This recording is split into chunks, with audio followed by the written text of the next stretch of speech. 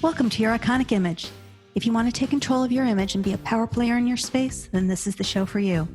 Here we will arm you with tools and information to help you grow your brand on purpose. I'm your host, Marlana Semenza, photographer and visual strategist. Now let's dive into today's episode. David Baer of the Prepared Group is a veteran direct response marketer whose copy and strategic guidance have earned his employers and clients millions in sales. David has served clients in industries ranging from theater and opera to wine to health and wellness to professional services. He is also an author and the host of the podcast More Perfect Marketing. Welcome, David. Marlana, thanks so much for having me. So first of all, define marketing for us, because I know sometimes there's a little confusion for people about what marketing exactly is. Sure. I think there's a lot of definitions. The ones that I tend to gravitate toward, and it really depends on the situation that I'm in, the way that I'll describe it, but it's really the mechanism for helping somebody who is in need of a solution. It's the mechanism that you use to help them determine whether your solution is the right one for the issue that they're dealing with, the problem that they have, or the desire that they want to fulfill. Love it. Okay. So then how do we make our marketing more effective?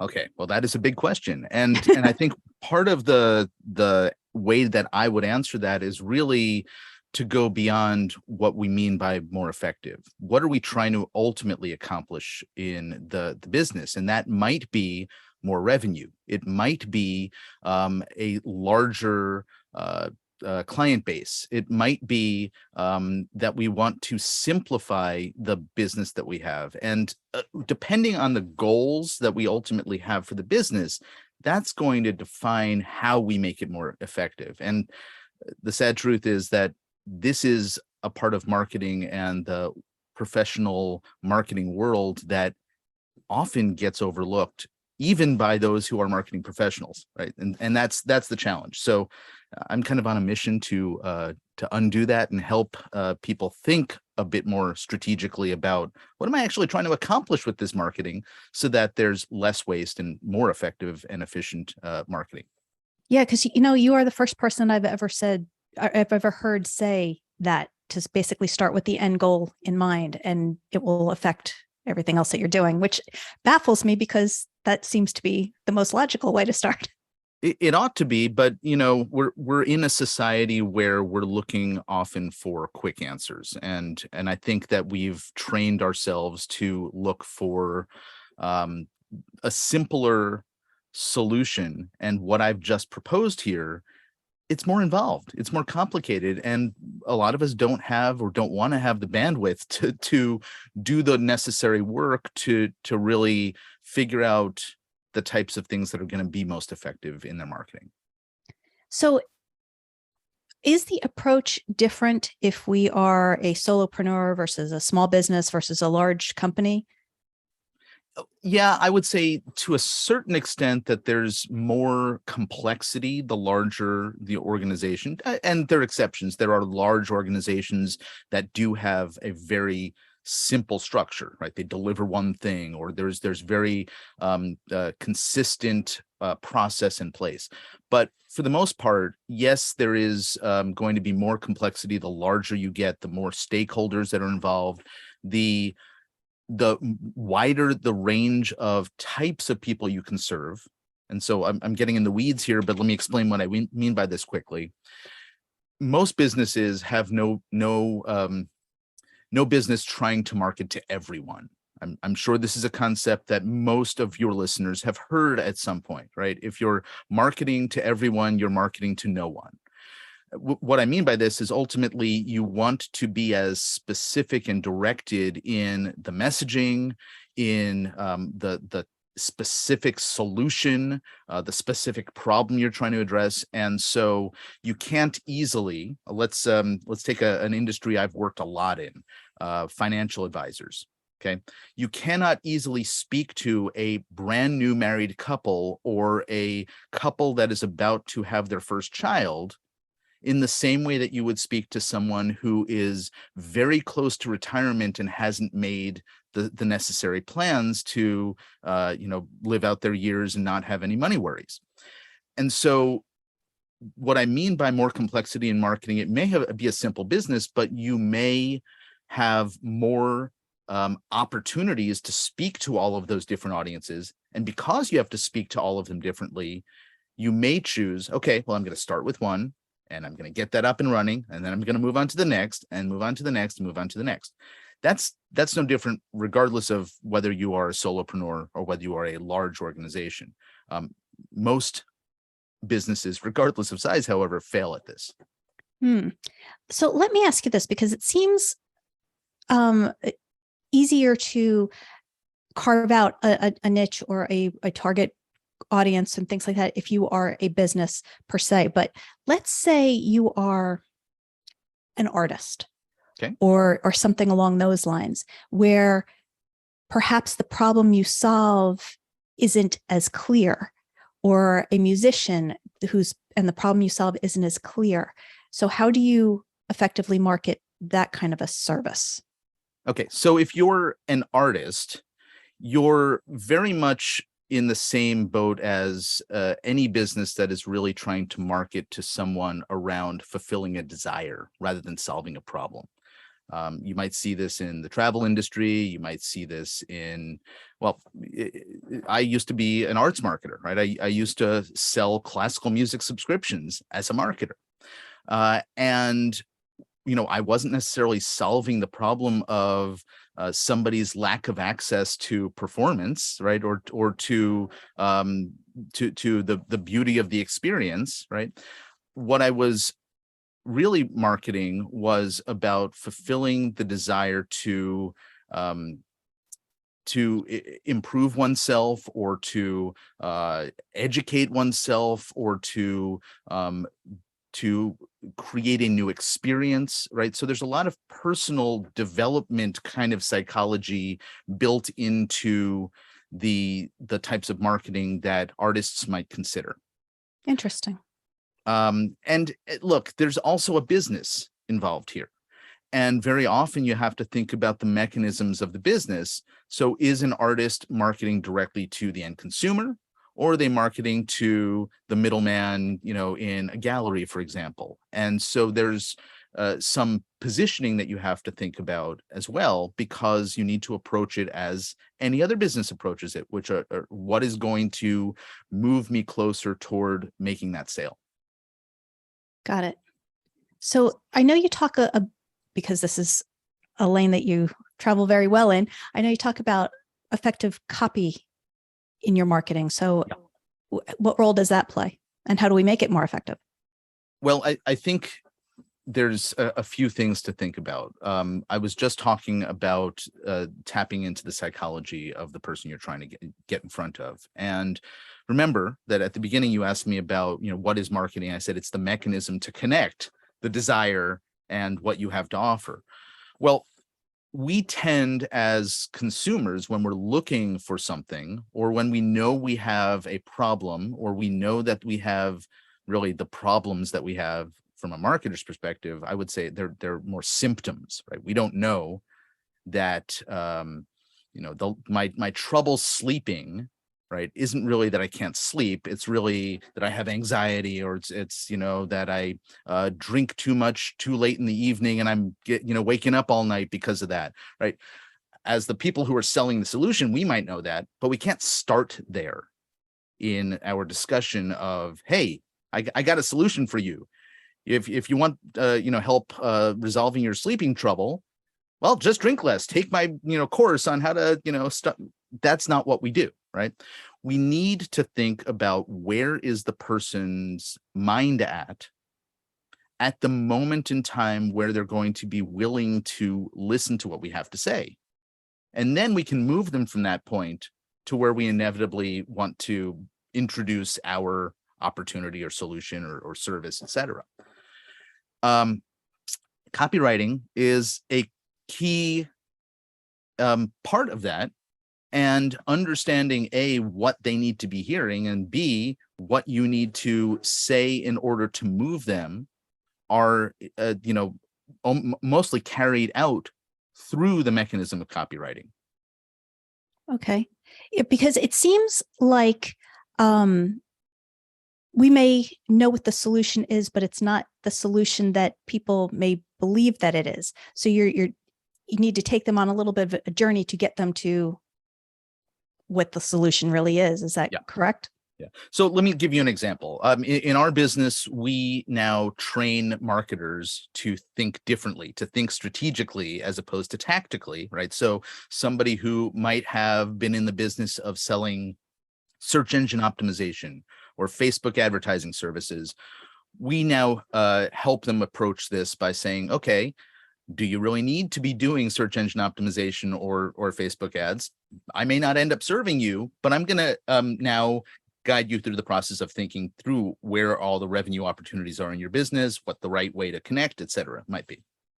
One of the things that we teach them about is this concept of symptom versus problem that I've just demonstrated a moment ago. But the story that we give them to relate to their clients, and we give them lots of examples because this is a conversation every business owner needs to hear, is, okay, imagine you have a headache and you have two solutions that are put in front of you by experts, right? One solution is, oh, take this aspirin, it'll help your headache go away.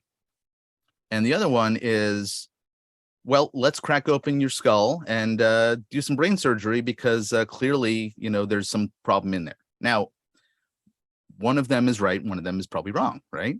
Mm-hmm. But how likely is the person with the headache to raise their hand and say, oh, yes, crack my head open, please, right?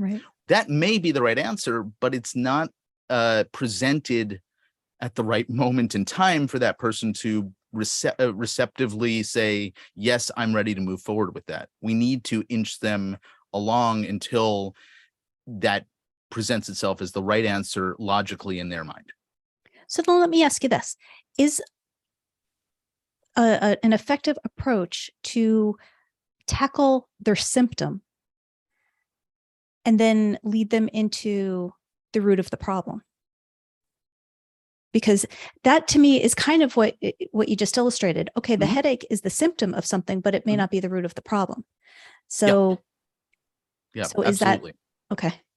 Yeah, so we have another business that we are co-owners in, which is a marriage coaching business, and we do exactly that in that business. Our partner who runs that really is focused on, well, we know that you're in a situation where you are, a month or less away from divorce, and you really want to find a way to solve and save the marriage.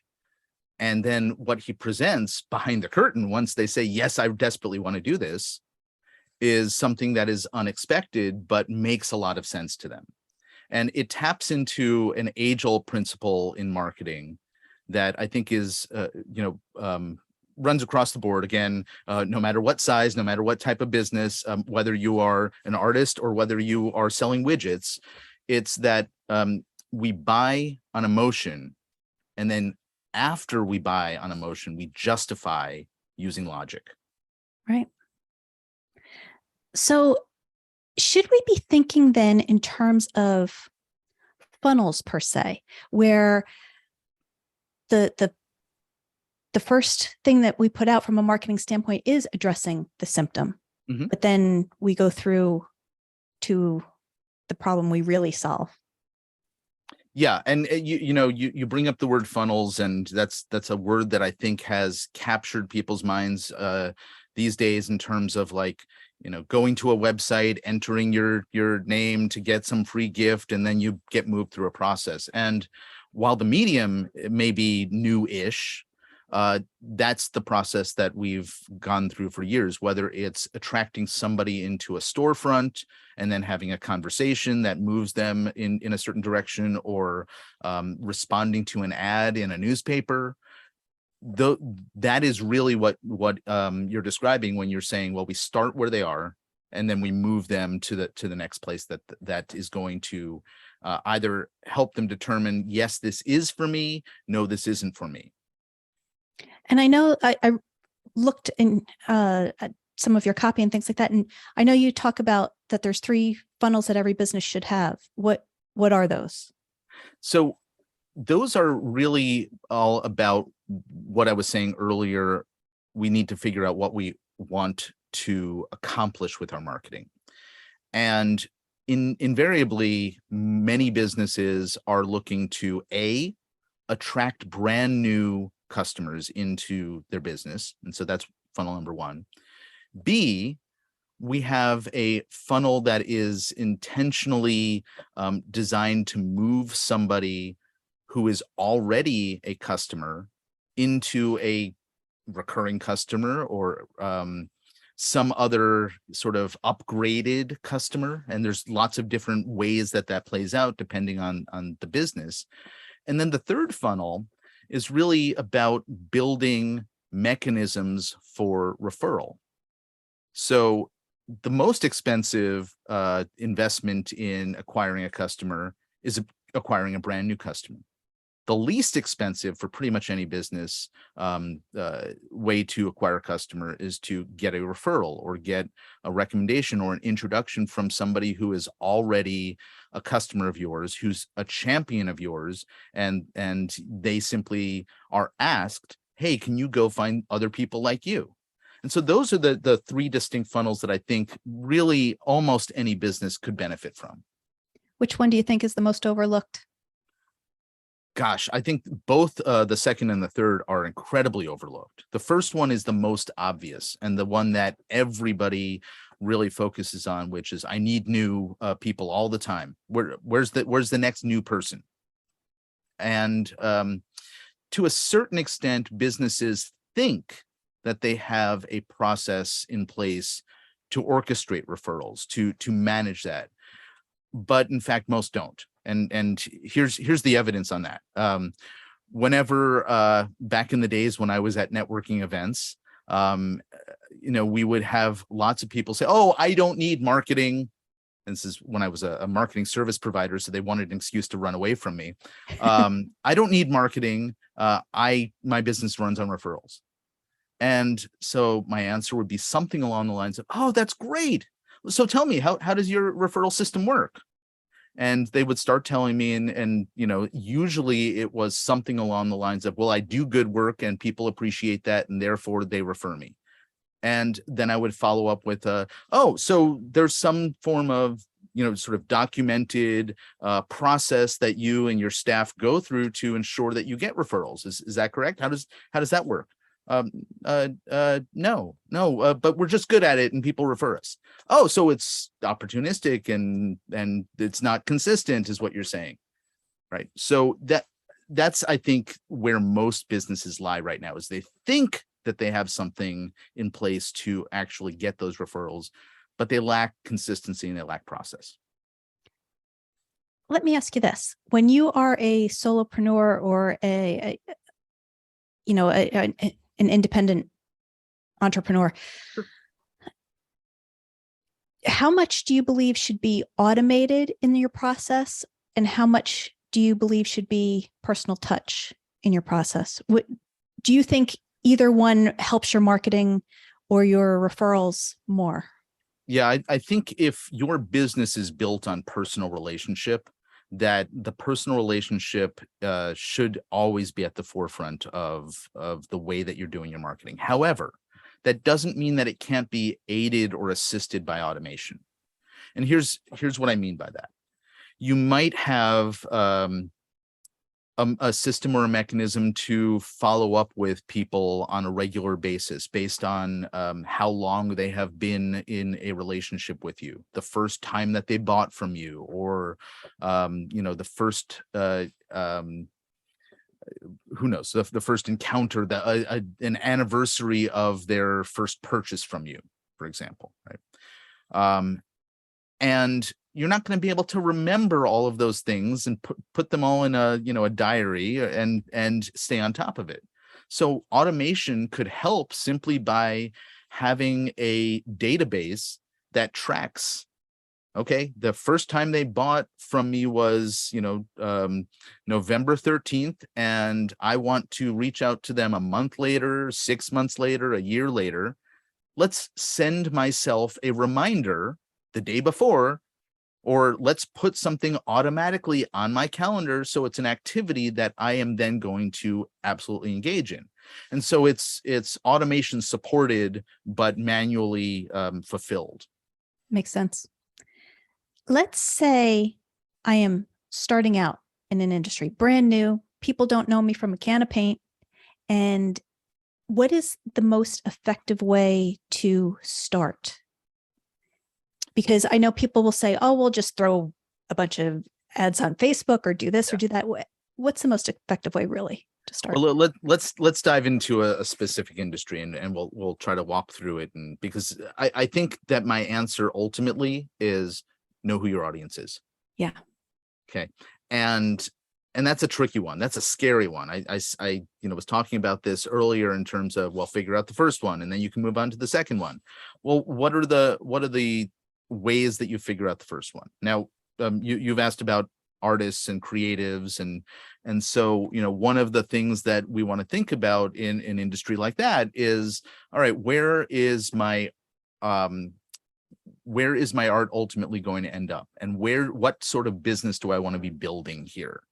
Okay, it might be that I want to do something at scale and have the ability to reach as many people as possible, right? That's a very different business from I want to do every project, has a bespoke creation that only one person is experiencing.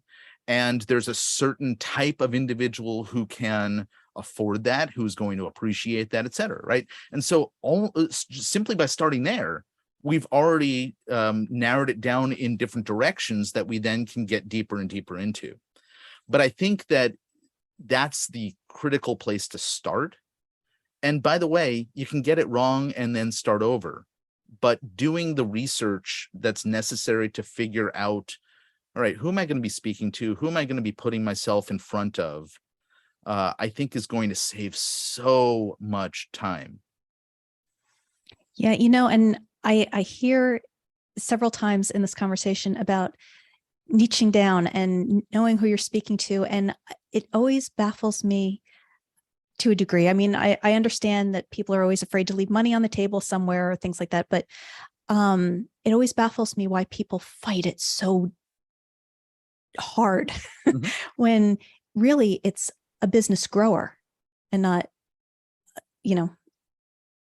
Oh, absolutely. And look, I've been using one example, which is all about who the audience is. Now, there's a different way of approaching this, and it's how am I going to position myself with my specialty, right?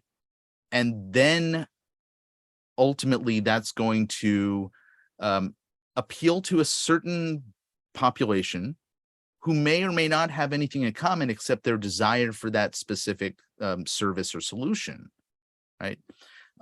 This is to a certain degree, I think the business that you have is set up that way, right? You work with very different types of clients who might have different needs for your service, but the service is very, very clear in what it's delivering in terms of, it's not for everybody. In fact, it's not for most people.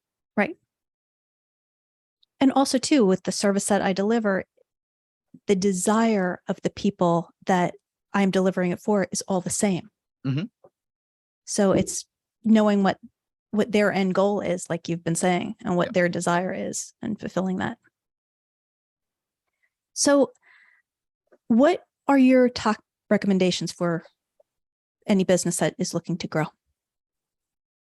I think that there's a lot about the end, keeping the end in mind, starting with the end in mind, because again, growth is a word that doesn't mean anything until you put a clear definition on where you want to get. And, for some of the clients I've worked with over the years, growth means, can I personally extract myself from the day-to-day activities in this business and delegate a lot of the stuff to other people? For others, it's, I want to be able to afford to take that specific vacation, buy that second house, buy that boat, be able to pay for my kids' college, right? And so there's a very personal achievement that they want to be able to get out of the business's proceeds. So I think that that's really where you need to start. And frankly, most businesses forget about that and instead apply numbers to the answer. And I think numbers are going to be determined by identifying that thing first. So if it's, I'm doing a lot of work that I don't want to be doing in my business because I want to focus just in this narrow area and I need somebody else to come in. Well, what are all the things that you don't want to be doing and don't need to do, but need to get done? Well, identify those. And then let's put a price tag on what that's going to cost, right? And then we say, okay, well, we need to be able to add this much to the bottom line on a recurring basis. How are we going to do that? That's ultimately the advice I would give, is figure all that stuff out, because it's going to ultimately give you a much clearer path to what you need to do and avoid wasting a lot of time and energy on stuff that has absolutely nothing to do with where you want to ultimately go in the business. And let me ask you this. Do we have to have social media marketing as part of our plan? Do we have to have social media marketing? The answer is no. Is it appropriate for certain types of businesses who have certain goals? Yes. But we got to figure all the other stuff out before I could answer the question about whether it's appropriate for a given business. Right. And which just goes to show too that just because it works for one person doesn't necessarily mean that it's going to work for you, even though they're promoting this course or that course or do this or do that, because you have to determine, like you said, what your goals are, who you're speaking to, all those kinds of things, and work backwards. We started this conversation talking about the fact that there's sort of a misunderstanding about how to approach marketing. And I think to a certain degree, the marketing advertising industry is responsible for that, because the way that we buy and sell marketing is through, hey, take this course, it'll teach you this tactic. Or somebody from a newspaper or radio station approaches you, and because that's the only thing that they sell is advertising on their particular channel, right? They're convinced that that's the solution. What we don't typically have in the marketing world is a trusted advisor the way that we do in the legal world or in the financial world. And I think that if we simply approached our marketing, which is at the core of how do we bring the financial stuff into the business in the first place, that we would really be thinking about it quite differently. And so we need to sort of untrain ourselves around the focus on the tactic and retrain ourselves to think, all right, what are we trying to achieve? And what's the strategy to get us from where we are now to where we want to be? And I'm just going to ask, because I'm going to guess that you probably cover some of this on your podcast. So tell us a little bit about your show.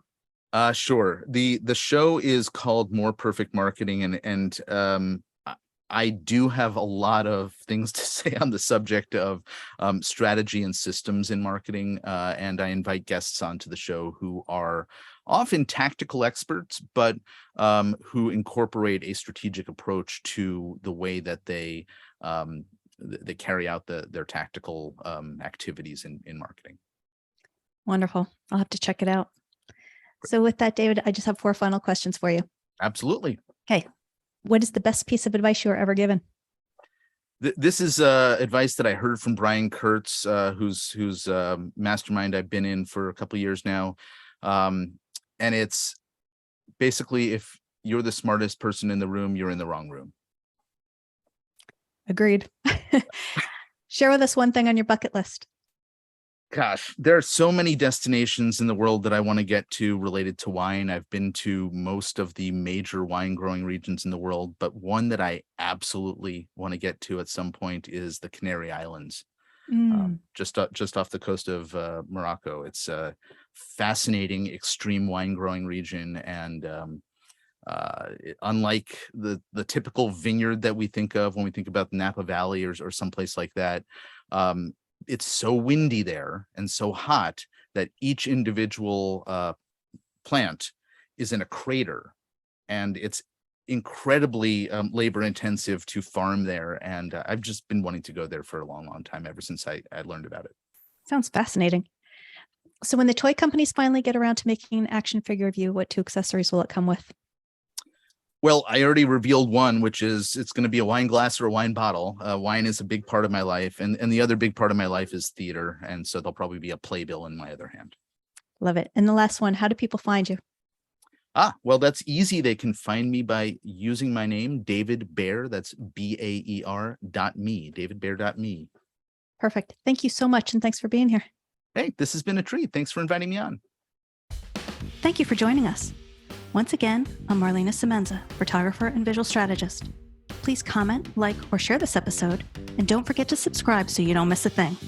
For more information on how I can help you create your iconic image, visit marlanasemenza.com.